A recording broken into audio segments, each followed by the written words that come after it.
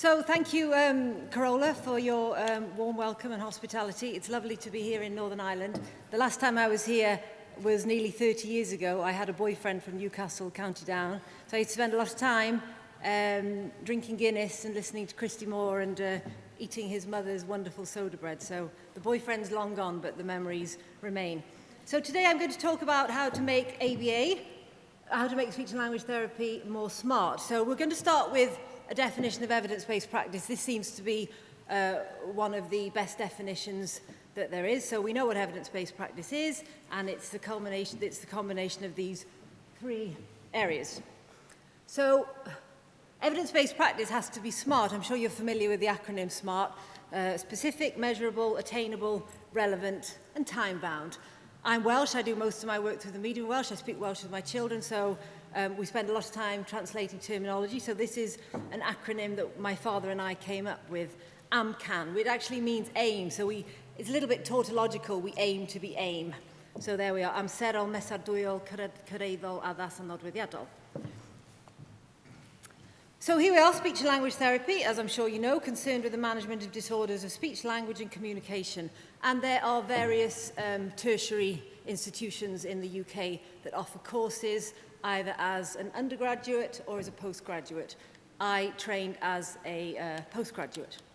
And there are currently 15,044 speech and language therapists who also have to be registered with the Health and Care Professions Council. So what we do when we're training, we have a strong focus on child language development, normal child language development, or neurologically typical child language development, and these traditional ways of looking at language, which of course are very different to a Skinnerian way. So syntax, morphology, phonetics and phonology, pragmatics and prosody, and of course we do some basic physiology and neurology. Useful if you're working with stroke patients. I don't know anything about stroke patients. I've only ever worked with children and adults with learning disabilities.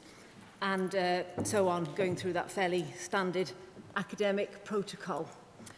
But the big problem with speech and language therapy, long and short, is pediatric speech and language therapy has a poor evidence base. This is a quote from Professor James Law, and he's one of the big shots in the world of speech and language therapy. So the Royal College of Speech and Language Therapy is very honest about the work that needs to be done and the fact that the research literature is insufficient. You also have Tim Pring, who's a clinical psychologist by training, and Victoria Joff, more on her later, who talk about this issue of clinicians working with academics. How do we bring these two worlds together? And of course, it's not only speech and language therapy which is under pressure like this. A lot of things that we're all familiar with, occupational therapy, for example, early years education in the UK, Sure Start, which the left wing loved, but actually the outcomes seem to be not as good as we would have hoped, and complementary therapies. Whoops, have I lost something there? So, the Royal College of Speech and Language Therapy is our professional body. What are they doing to remedy this? And I'm delighted to say that they are working really, really hard on this, and they really recognise this. So, Professor Victoria Joff, who deserves a medal for the things that she's doing to drag speech and language therapy kicking and screaming into the 21st century. So she's the trustee for research, and the Royal College of Speech and Language Therapy has developed a number of online tools. What works is quite interesting. Anyone can access that. It's useful if you look at it. There are about 66 interventions listed. Evidence base for most of them is very poor. But, I admire the transparency of the profession for doing the things that they're doing. But again, there's a big focus on setting up research hubs and networking research champions. As Victoria says, it's non-negotiable. We've got to do it. We're publicly funded. There are thousands of us. If we expect public funds, when we think of the things that we've heard people say this morning, the frustration we have with ABA, it works and it's not publicly funded. Well, we now have the reverse situation where you've got something that's quite generously funded and actually doesn't seem to be as good as we'd like it to be. So, and then you have the issue of evidence-based practice and what it means for clinicians, busy, overworked clinicians. So the reality is that it's not seen as a priority. If you're a busy clinician, you have lots of people to see and places to go. The perception is that you sit at home and read journals and do things that beardy-weedies in universities do. That's how people see it. And the people say, I haven't got time to do that. I'm too busy actually out there doing stuff. And there's quite a lot of resentment about it as well. So this Foster et al. Paper has just come out. I just read that in the International Journal of Communication Disorders about this resentment that people feel like, God, we're trying our best and you're hassling us to do more. So we have to acknowledge that. But I think what's interesting about speech and language therapists is the way, I think traditionally we've been seen as, we can come in and tell you what the problem is, because we know quite a lot about language, which is fine. And I think it was Hans or Javier this morning, I think it was Hans talking about the dentist, that you would go to a dentist and you would expect the dentist not only to be able to tell you what's wrong with you, but fix teeth. I think a speech and language therapist, we can tell you what's wrong. Okay, well, help us. Oh, sorry, I'm off. And so there's this big, massive piece of the jigsaw missing. So we're seeing as a profession that, well, it's not my job I'll tell you what needs to be done, but I'm off and you need to be doing it. And we say, well, give me help. Well, they don't really know. So we've got this big grey area that's very, very worrying. So how I got into speech and language therapy, I spent a lifetime abroad. My parents have lived abroad for 50 years and grew up in Zambia and Papua New Guinea until I was 22, which is a very interesting country, the most linguistically diverse in the world. And we were a Welsh and English family, and growing up in the 70s, there wasn't Skype and the internet. It was just my father speaking Welsh, little pile of Welsh books, that was it. But we are a bilingual family. I've never spoken English to my father, and that was really important to us. Papua New Guineans, that was nothing to them. They were like, you speak 2 languages, we speak 4. We have to remember that the monoglot is in the minority in the world. And I spent most of my adulthood living and working in other interesting places around the world, and my immediate family are from a variety of different places. So you can have some fun and see if you can work out where all the flags relate to, but they represent the countries that I have an interest in, and I've lived in Russia, I've lived in Turkey, wherever I've lived, I've always made an effort to learn the language. So language is important to us as a family. We're good at we pride ourselves on being good with communication and language. So I did a French and linguistics degree in Bangor, and that's with the Professor Emeritus David Crystal, who you might know, very successful broadcaster and a popular writer on language. So very involved in speech and language therapy. He's been married to 2 speech and language therapists, and very involved in setting up the course of speech and language therapy in Reading University in the 70s. And it's very interesting to read his stuff because he was the driver of putting linguistics into speech and language therapy. That seems like madness now. Of course, linguistics is. In the early 70s, it wasn't. It was considered a totally separate thing. So maybe we're looking at a stage when we're now having this battle of putting evidence-based practice into speech and language therapy, as we did 40 years ago. But David Crystal, incredibly inspiring man. So that really made me want to do that. We had in Wales at the time, nearly 20 years ago, the All Wales Strategy, which is a big driver for improving services for people with learning disabilities, and I was sponsored to do that. And then a long time later, got into ABA. I was not young when I got into ABA. So what made me become a BCBA? So I attended a PECS training course in 2003 and came out. I just couldn't believe it. It was just one of the best things I'd ever done in my life. I could hardly speak when I came out, and I would still recommend anyone who is interested in ABA, the best possible thing you can do is go on a 2-day PECS course. Even if you don't think it's relevant to you, but those people really, really know their stuff, and they are brilliant at being able to sell ABA in a way I think that a lot of behaviour analysts haven't been able to do. I met Carl Hughes, director of the MSc in ABA course, and he, quite by chance, it was unbelievable, really. He said, we're starting this course in ABA, because I'd gone to him to talk about PECS, and I was interested in validating some of the work that we did.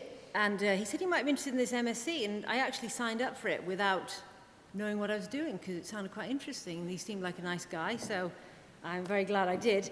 And I think it's important to I have a child with a communication disorder myself. She's not autistic. She has what you might term a social communication disorder. So I stand here and identify myself as a parent, and everything that Patrick says resonates with me deeply, because I've been there.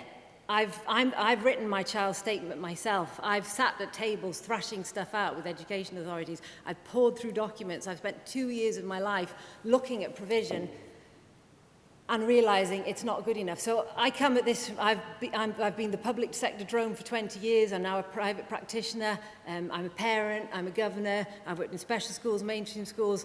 I hope I can see where everyone's coming from.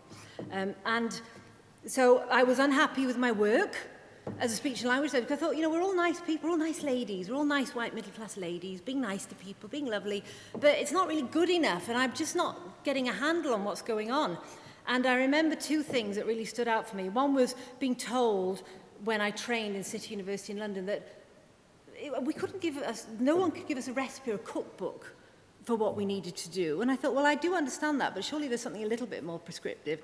And the second was they called in, I don't work in stammering, they called in a girl who'd been a stammerer, to talk with us as students about her stammering journey. It was very mentalistic. And she talked a lot about the iceberg theory, and, you know, apparently a lot of the stammers supposed to be under the water like the iceberg, a little bit on the top, and talked all about this at great length. And all I could think of was, she still stammers. But it seemed that she felt okay about it. But she still stammered, and I kind of went out there thinking, it must be me. But these were the thoughts going through my mind for many years. And then seeing my daughter, who went to a specialist language unit with speech and language therapy, I thought, maybe it's me, maybe I'm just a crap speech and language therapist, maybe all the rest of them get it. And realizing to my kind of growing horror that actually nothing was going on in this place. It was all painting and messing around, and at that stage, I started the MSc in ABA, and I had what I can only describe as the Damascene moment, sitting there in the lecture thinking, this can help my kid. This is not just about my job. So then my education authority are very good. They put their hands up and they said, sorry, we know it's crap. And I said, well, I'll be writing the statement and doing everything from now on. And they went, yeah, okay, fine. And I get on very well with them. They're great.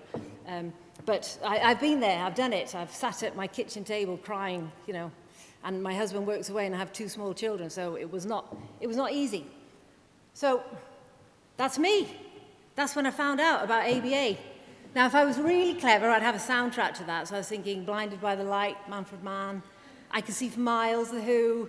And then I found out about the Hendrix connection. I'm a big Hendrix fan, so I thought, well, you know what? Something like Hear My Train Coming would... So I'll do that for the next presentation. So there we are. That was me. Like, oh my God, this is amazing stuff. So, obviously, needed to apply it to my own work, but that was difficult because,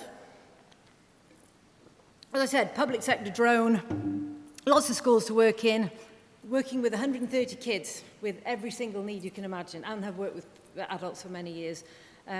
All of these people I had to work with, 4-day week. Nothing is funded. Everything I've ever done, I've paid for myself. MSc, conferences abroad, BCBA, I've done it all in my own time.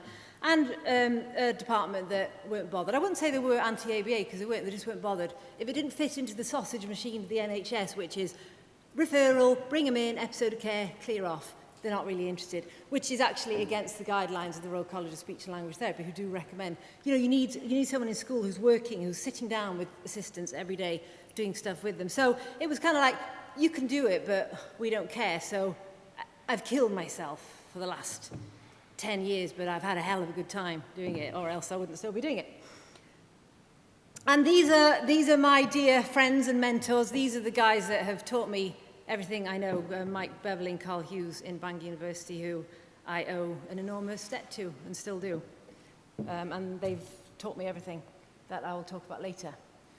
So here's me, somewhere there, not to scale obviously, but I'm delighted. I have met two speech and language therapists in our audience today, so I'm so thrilled. And as you'll see, my remit is to bring more speech and language therapists into the fold of ABA. So I think at the moment, I'm the only speech and language therapist is also a BCBA. There are a lot of, well, no, there are a lot. There are a handful of speech and language therapists who are what you might call ABA friendly. A couple have got MSCs. A girl in Manchester who's about to sit her BCBA exam, Sonia Mulvaney, but we need to get more in. So, what are the things that have helped me as a speech and language therapist? As a public sector speech and language therapist working with lots of people with no time.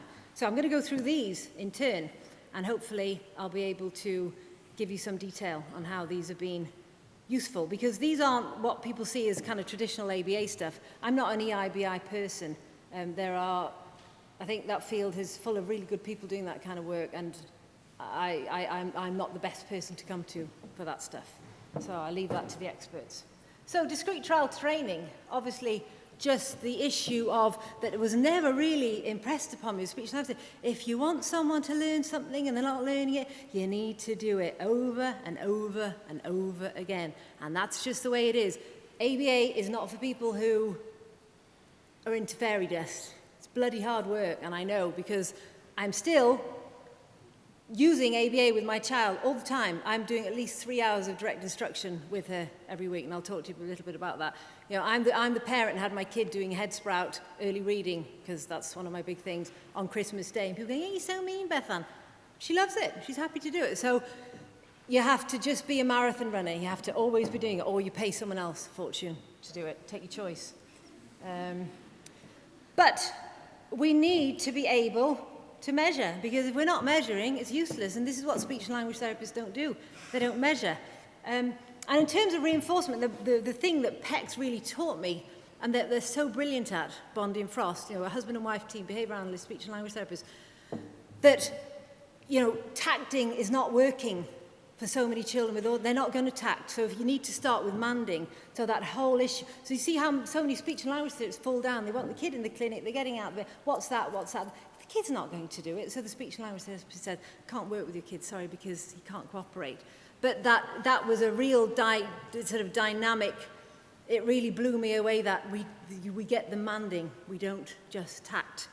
But of course we need to use reinforcement, because then otherwise it just becomes the kill and drill that I think people associate with behaviour modification. That is not, as we know, what we're about at all. So, precision teaching. This is really one of my big loves. Precision teaching and SAFMEDs. This is where I need to perhaps, my eyes aren't as good as they used to be. It's no better there. So Ogden Lindsley, who was Skinner's PhD student, I think people forget that Skinner actually considered rate of response to be his major contribution for science. We tend to think about reinforcement and punishment, but he was really into this issue of fluency, getting you to do something, getting you to do it a lot. And that's what precision teaching is about. So the focus is on frequency, so that the instructor adjusts the curriculum for each learner. The rat is always right. And that we use the standard acceleration chart, which I'm going to show you. Can I just have a show of hands who's familiar with the standard acceleration chart? Oh, that's a heartwarming show of hands. So those of you who aren't, obviously I can't tell you about standard acceleration charting in 2 or 3 minutes, but I hope to give you a little flavour of what it might do for you. And that we have 3 dimensions to the chart. Where did I put the Corolla?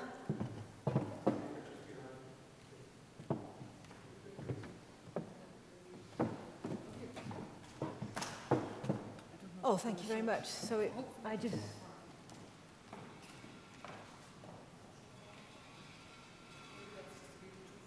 Yeah, okay, right, I'll just do my best. So we have essentially three axes. We've got the left-hand side, we've got 3 dimensions to a chart. It's not time along the bottom, what we're measuring, but also in what period of time we are measuring. So your standard acceleration chart looks like that. Cheapest chips, you can learn how to use that in about an hour. You know, you look at it initially, oh God, it looks really good. Well, I did, because I was a nice speech and language therapist who didn't do numbers. But you learn how to do that. And my mission in life is teaching classroom assistants how to use this. And every teaching assistant that I work with knows how to use this, and they're brilliant at it. So real time along the bottom, which is a huge advantage. And then this is semi-logarithmic, which is the kind of science bit which might not mean too much for you, but don't worry about that if you're not of that bent on that side. And then on this side we have what we call the floor, where we measure with a horizontal line what time frame we're working on. So, give you some... Oh. So this is an easy peasy one. This was really useful for me. This is the young girl with cerebral palsy using eye gaze technology. So I'm very interested in your presentation, although she wasn't autistic, but she was accessing a communication aid through eye gaze, and we put her through Head Sprout online reading using eye gaze. I had two young girls where we used AAC, augmentative communication, with it. So she had one that was an infrared dot attached to her head. It wasn't being used, and we wanted to get an eye tracker, but I felt that it was right to prove that the one she was using wasn't being used. So on the left, you can see how often these are every week. The vertical lines are every week. So she was using the old one between 10 or 15 times a week. You know, it wasn't being used at all. So we brought in the echo point, which is the eye gaze machine, which is, I think you can see the line.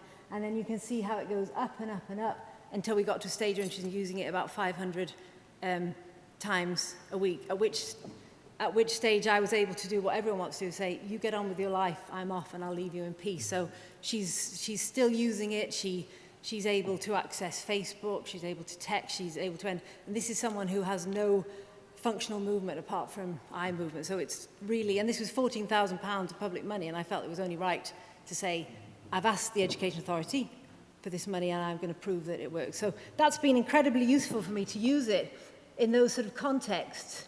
This is another one. I would really not want anyone to believe that everything I do goes well. There's so much that goes pear-shaped all the time.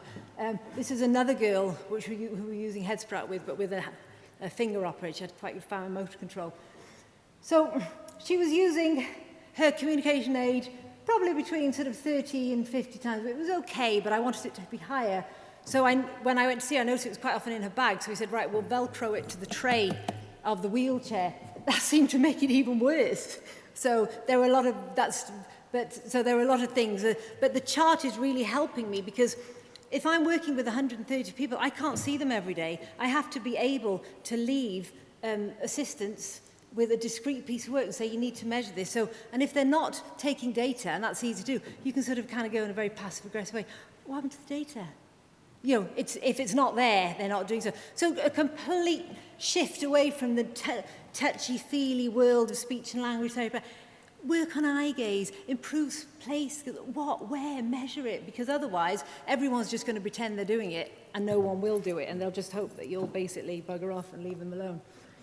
So this was an MSc project that I supervised. It was the first one done in Welsh, where this girl got a distinction for it. She's doing her PhD now. So what we were doing was looking at whether multiple baseline design using PECs in 3 different classes, whether the staff measuring PECs use had an impact on how often PECs was used. Of course it did, because once they're having to measure it, then they use it a lot. But what I want to point out particularly is these vertical lines, which, again, might not make much sense to you if you don't know about this stuff, but they indicate the floor, the amount of time. So every time she's taking measurement, the chart allows us, in an ideal world, you know, we'd do something every day for an hour. It's not like that. Sometimes you have an hour, sometimes you have 2 hours, sometimes you have 5 minutes. What the chart does, it will smooth it out so that you can get a rate per minute. So that gives you a standard way of looking at stuff. And then this was another one that a very rural mainstream school, severely autistic child, you know, not an ideal setting at all, but an assistant who was doing her best. And we were looking at PECs. It's in Welsh, so don't worry if you can't understand it. The assistant was taking PECs data every day, and the horizontal line is one I put in for her. And I said, look, this is 20. Try and get this child at least 20 a day, which was very low, but she was struggling. But it gave her something specific to work at. And that meant when I was going in every 2 to 3 weeks, I knew that data was being taken. And the very process of taking data in itself kind of keeps you on track. So we also use SAFMEDs a lot, which are flashcards, really. It's an acronym. The difference with SAFMEDs is that you're timing yourself for an hour, so you have a score that comes up, so you're doing like little sprints of work. So SAFMEDs can be used. These have been so useful for me. Teaching names of objects. I've done quite a lot of work with autistic kids on just getting them to name people in classes. People say, oh, he doesn't respond, there's no social language. He doesn't know you. Yes, he does. He's been in the class for 6 years. He doesn't know you. He hasn't learnt your name, and he doesn't have the strategies that you and I have. Like, so sorry, what was your name again? So we did this. This has been really successful. Just, you know, Mrs. Jones, Susan, Bethan, Corolla, working on numbers, pictures, shapes, and I'll show you a video example of that. And this is one of our SAFMEDs corners in one of the schools I work in. So you see how beautifully set out it is. These are absolute stars. This is just a little unit in rural northwest Wales who are just doing an amazing job. And the SAFMEDs, those belong to Rick Kubina, king of precision teaching. And this is a chart I did with my own daughter. So we were looking at improving. She's bilingual, speaks English and Welsh. When she was much smaller, we were looking at improving her English vocabulary. So these were minute timings, and the dots represent time, and what you're hoping for is that the dots are going up, and the crosses are what we call learning opportunities, so we measure those and we want those to go down. So she sort of went from about 15 a minute up to nearly 40. So you've got a nice, these things just take 2 or 3 minutes a day. You're not talking about sitting at a desk for hours on end. So direct instruction is another great love of mine. So this is this very prescriptive way of teaching where you have a script, the teacher delivers a script and the child responds. You know, when Patrick's talking about the burning rage he feels at how you've basically been betrayed, those of us who are into direct instruction have the same burning rage. When we look at direct instruction as a part of one of the biggest educational experiments in time, from the 60s to the 90s, set up by Eisenhower, where they looked at 7 different models of education. Direct instruction came out top. They basically said, oh, you know, the research must have been flawed. They scrapped it all, they did it again, and the same results happen, and the whole stuff is totally shelved, and no one knows about direct instruction, despite the fact that the evidence is there to show that this is a really fantastic way to work. So you have a little bit of time, look at Project Follow Through and see what they have to say about that. So very tight way of learning. You use this Model E test. I do it, we do it together, you do it. That works very well. You're working on 80% mastered, 20% new, so the child's never got this kind of stress of having too much new stuff at a time. And there are many different programs. The only problem is direct instruction. The websites are quite difficult to navigate if you're not used to it. The stuff is quite dense and quite poorly laid out, so you need someone who knows about it. These are 3 of the programs that I'm using at present, and I can't rave about them enough. It's all done for you. You just deliver it. You're like an actor delivering a script. Tag teach. So tag teach, self-explanatory. It's this idea of using a marker to mark a behavior. So Tag Teach have basically taken this idea of clicker training for people, if you like, but marketed it very well. So you can use a clicker like that. If I'm in a class and I want to look cute and I don't want to look sort of creepy and behavioural, I take in a nice little one like that. So you can just say, when the child does something that we like, the little bird clicks. So everyone loves that. Or you can measure as well if you just use a tally counter, and then that's measuring. So the idea is that the click is saying you're eliminating a lot of language and you're saying, you've got it, you've got it, you've got it, you've got it. And it really resonates with me as a speech and language therapist, because I do think, and I'm a fine one to talk because I never stop talking, people talk too much. They assume that language is assisting people, and a lot of the children work at it, it's not helping them at all. So if we can pull out the language and then incrementally introduce it, that helps greatly. And I'm not, I can criticize speech and language therapy, but I can also criticize behavior analysis and say that I do worry about what I kind of think of as the EIBI brigade. They're nice hands, nice talking, and they have this kind of very strange intonation that goes up and down. They just never stop talking, and I'm surprised they're not punched in the face by the children occasionally. So, I'd really recommend you have a look at Martha Gabler, this wonderful book, Chaos to Calm. It only costs about £10. She's a mother of a young man with severe autism, and her writing and her work is utterly, utterly inspirational. That is one of my must-reads. I was the month before, at the Tag Teach World Summit in Verona. So here are some of the big names involved. Carl Binder, Julie Vargas, Skinner's daughter. When you go to ABAI, Julie Vargas isn't doing EIBI stuff. Julie Vargas is with the precision teachers and the Tag Teach folk, and she's saying, this is what my father was about. So I think that's really interesting. Therese McKeon and Joan Orr, so that's our gang there, and the wonderful Karen Pryor in the middle. So a lot of these people are originally animal people. So I know traditionally we've worried about our association with animals, but I find myself more and more being interested in what the animal people have to say. So as I said, Julie Vargas said this is what her father is about, and she makes the point that it's no more about animals than the work that Thomas Hunt Morgan did about genetics was about fruit flies. It's the vessel in which we understand these principles. And so Julie Vargas' advice is always, she remember she told me this, I was honoured that she's been to a couple of my presentations in ABI. People say, but that's for dogs. And you gently say, well, isn't this wonderful that we know it's safe for your darling children? And they kind of go, oh, yeah, you're right. And then as Joan Orr rather pithily said last week, because The evidence is growing. There's a nice list on the Tag Teach website. So this has just come out, this Levi et al., where they were using Tag Teach to teach orthopedic surgeons how to do the ties in shoulders. So they're really, Tag Teach are really pleased that we've got this in a peer-reviewed journal. And as Joan says, so next time someone says, do you want to teach a child like a dog, ask if it's okay to teach them like an orthopedic surgeon. And it's annoying because I keep on waiting for people to say stuff to me about Tag Teach, but they never have. It's like when I was breastfeeding, I was always ready to kind of have a fight with someone, but everyone was just totally charming about it. So I have never come across anyone who thought Tag Teach was weird. You do it and they just go, oh yeah, that's really good. So maybe we worry about stuff that, or maybe it's just, I don't seem threatening or too analytical. I don't know. So I'm going to ask Carola to just help me. I'm going to show you what we do is we put Tag Teach and precision teaching together, and then you're really looking at some exciting stuff. So I've got 2 demonstration videos of work I've done with my 2 children, just as an example to show you how we use tag, but we use precision teaching to measure it. So this is the first one. We're talking in English here, even though we speak Welsh at home, but it was for demonstration. So it's a classic speech and language therapy task where we're putting opposites together. So it should be self-explanatory. It's about 1.5 minutes long. I'll run it through.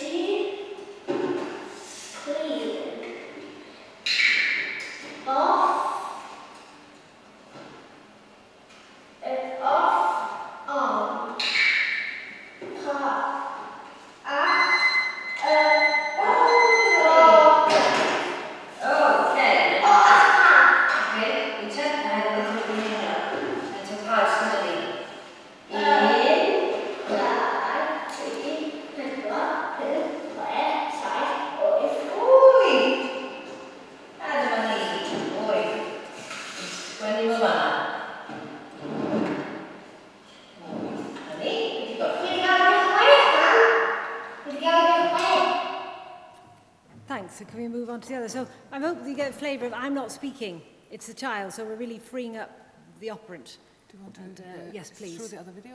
Or yeah, so with the next one, I'm trying to get my daughter more fluent at reading out the, numbers, long numbers, because she was finding that a bit of a challenge.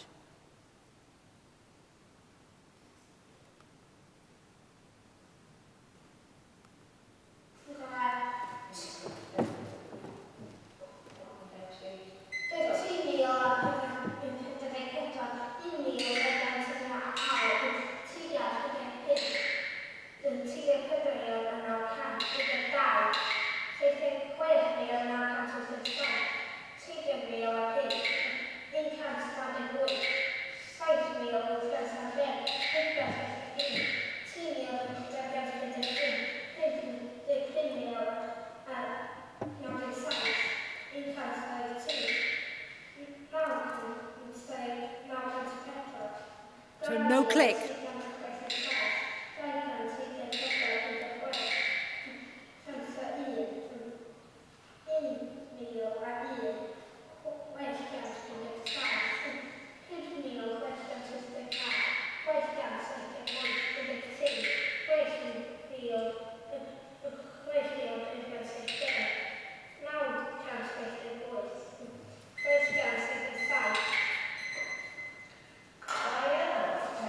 So you see that hesitation that comes, the feedback is instant. I didn't get it, but you're not having someone talking to you, you've just got it.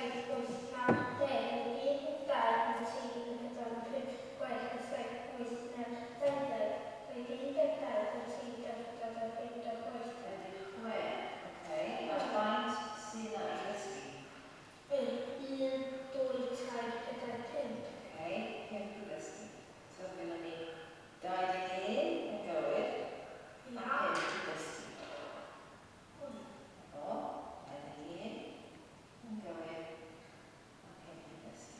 and that will eventually go on a stand acceleration chart. Thank you, that's great.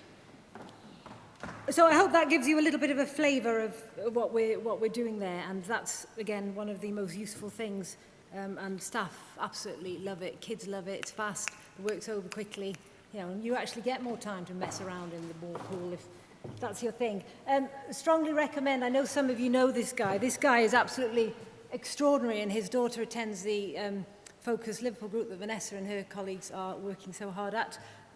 And this guy is using a lot of Tag Teach with his little girl, and he has a Facebook. I invited him along to the Bangor conference, so there he is with me, Carl and Mike, a couple of weeks ago, and his Facebook site's open to everyone. He's just unbelievable, this guy is, so check him out and see what he's doing, because he's just something else again.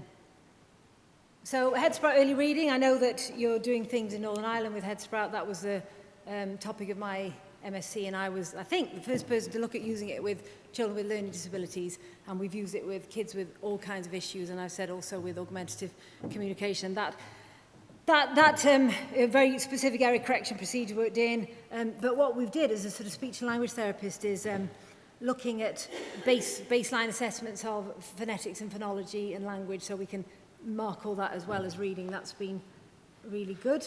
And then the other thing ABA has been helpful is operationalising all that vague kind of social stuff that so many parents want help with, but how do you do it? So this is a nice example, asking for help. Some of the assistants I was working with were frustrated, you know, saying, we want these kids to ask, and they're really people who really know what they're doing. Great assistants, but you know, the kids were still a lot of learned helplessness, and even though they was trying all these strategies like deliberately taking the chairs out of the classroom so the kids had to man for them, they were still standing. So we said, what can we do? So we thought, right, let's operationalise the behaviour. So we did it in quite a didactic way. What is asking for help?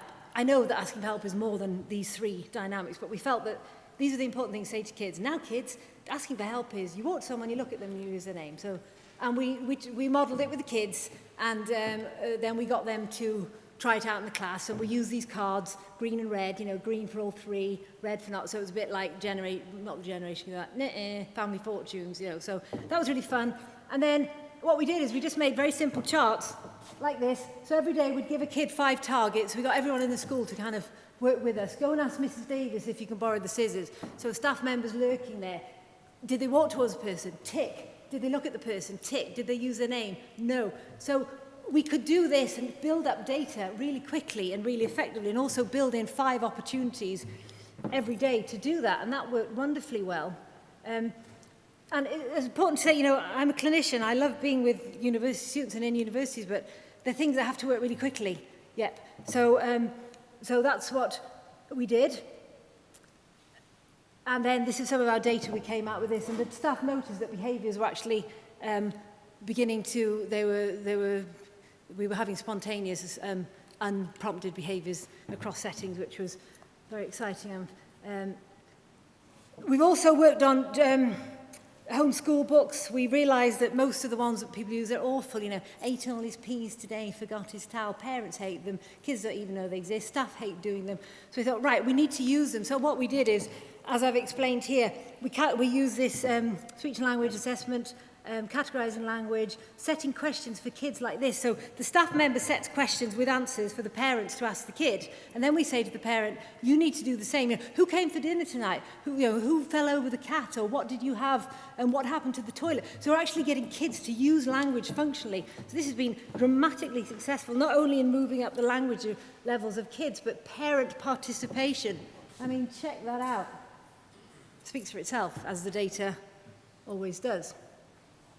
So our woolly targets, speech and language therapy woolly targets, become smart. We're able to really tighten stuff up. So instead of being the kind of woolly stuff you see on the left, we're able to make it something like this. And, you know, there's pressure on every profession to get tight with this stuff. Error correction procedures, I use a lot of this really nice program, standard speech and language therapy, intervention, language for thinking.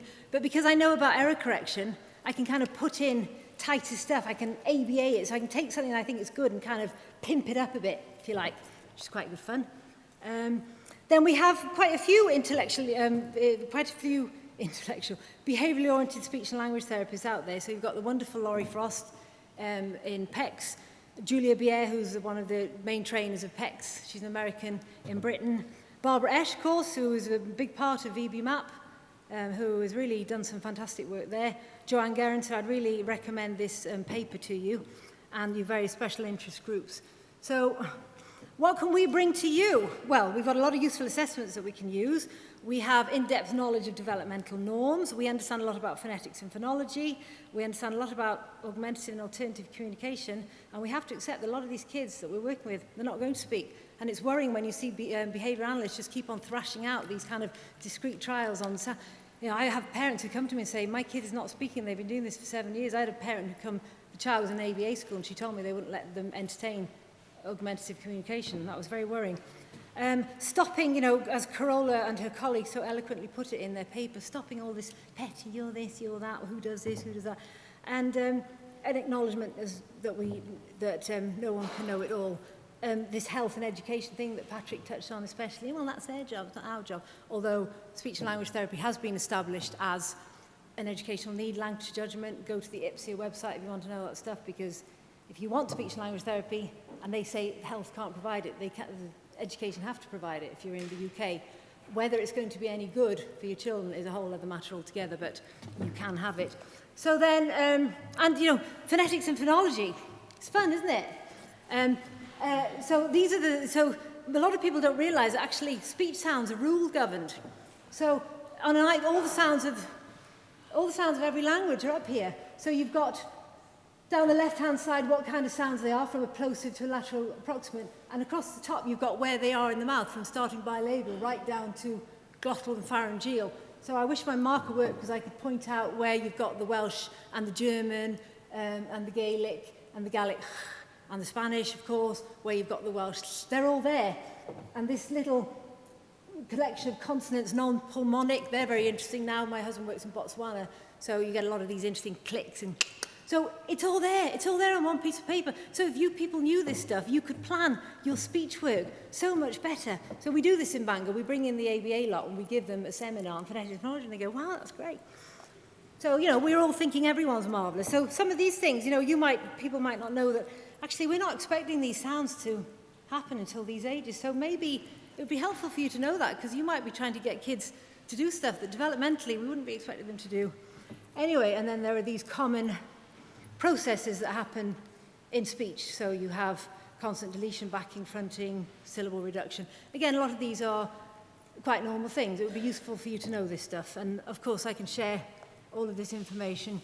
Teaching temporal concepts, using calendars, using pictures to show you can't understand the past unless you see time's gone. So I use this calendar an awful lot with children, and I do it with my own. That's one of the most useful things we've done. Once you can get a child having some sense of time, and that you can put information down from left to right, to top to bottom, that helps tremendously. Understanding, again, as Carola says, that ABA isn't an intervention, it's an umbrella term for a lot of other stuff. And it seems to me even a lot of ABA practitioners seem to think that EIBI is all there is, and it's not. And if we want people to listen to what we say, perhaps the route in is to come in with some stuff that's a bit less scary, because EIBI does look a bit... There's even now, and you know, I'm fully paid up to this stuff. Even now I can look at something that looks a bit weird. And we must establish ourselves at Reinforce, and we must actually consider, is there a place for speech and language therapy with very small children with severe autism? I would argue that you're using a golf buggy when you need to be using a four-wheel drive. So, you know, as parents, don't think that you have, it's hard to do, but don't think you have to take everyone's advice. If it's not working, I would, if I had a small child with severe autism, I would not let the speech and language therapist near them until I'd had a BCBA sort out some stuff in the beginning. So I'm working very hard as I can, to do all of these things. I've had an article published in the Royal College magazine last month, my fourth attempt. I know that's nothing for you people that write for peer-reviewed journals, as Carola was saying last night, 15, 16 is the norm, but I do all this stuff. I mentor speech language therapists. I've met 2 of you today. I will do everything I can to help you. I've co-supervised 10 MSc projects on a wide variety of things, and I'm just trying my best to fight, and I need more speech and language therapists doing it with me. Here we are so I'm finishing up now. Here we are, ABA North. I was delighted to say that North Wales Education Authority is really receptive to what we do, probably because a lot of us who got into ABA were already in there anyway. We were teachers, we were psychologists, we were speech and language therapists, but these are our schools. I've worked in all of these bar one, so we're hoping to kind of spread our influence east. That's the next wave. But, you know, we're there. We do a lot of our stuff through the medium of Welsh, so that really helps because Welsh is very important where I come from. So we're already on the inside. It's made a big difference. So if we say, you know, there's always a gap between research and practice, and it's so much tighter, but there's still a gap between what we as ABA is. But the speech and language, you can see how enormous that gap is, and our job is to really close that. And I think behaviour analysts are really some of the people that are really going to help us meet the challenges that the Royal College have put to us to say, look, you people need to really get your acts together. So, as Batman said, and of course Batman speaks Welsh, gweithred need cred yw nod ein gwaith. We are what we do, not what we believe. That's what we're about as behaviour analysts. So, diolch yn fawr iawn i chi. Thank you very much. Some references, and I have full references for everything as well.